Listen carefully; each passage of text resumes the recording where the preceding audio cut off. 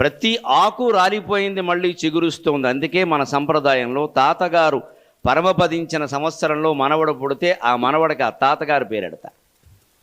ఈ మనవడు మళ్ళీ తాతగారి యొక్క రూపం. తాతగారు పోయారు అనుకోకూడదు. అంటే ఆ మామగారు ఒప్పుకోదు, ఆయన మళ్ళీ పుట్టారు, వాడిని ఏమో అనకుండా ఉంటుంది. పైగా ఆ మనవడిని ఏమన్నా అంటే మామగారి కోపం వస్తుంది. ఎందుకంటే పైగా ఒక సంప్రదాయం ఉంది, కొన్ని కుటుంబాల్లో చూశాను, ఆ మనవడిని పెనిమిటి అంటారు. ఆయన పేరు పెట్టినందుకు మనవడు అన్నారు, మా పెనిమిటి మా పెనిమిటి మా పెనిమిటి ఏమయ్యాడంటే బడికి వెళ్ళేటంటారు. పెనిమిటి బడికి వెళ్ళడం ఏమిటి? ఈవిడికే 90 ఏళ్ళు ఉంటాయి. అంత అభిమానం అండి, అంత అభిమానం. ఆ సంప్రదాయంలో ఉండే గొప్పదనం. ఆయన మళ్ళీ పుట్టాడని అంతే. మామగారు పరమపదించినప్పుడు మనవరాలు పుడితే ఖచ్చితంగా మామగారి పేరు ఆ మనవరాల పేరులో కలపాల్సింది. ఊరికే ఏదో రికార్డు కోసం కలపడం కాదు, ఆ పేరుతోనే పిలవాలి. మిగిలినవన్నీ కలుపుకోవచ్చు కావాలంటే. అసలు ఆ పేరుతో పిలిస్తేనే కదా ఆ స్ఫూర్తి. అంత గొప్ప సంప్రదాయం.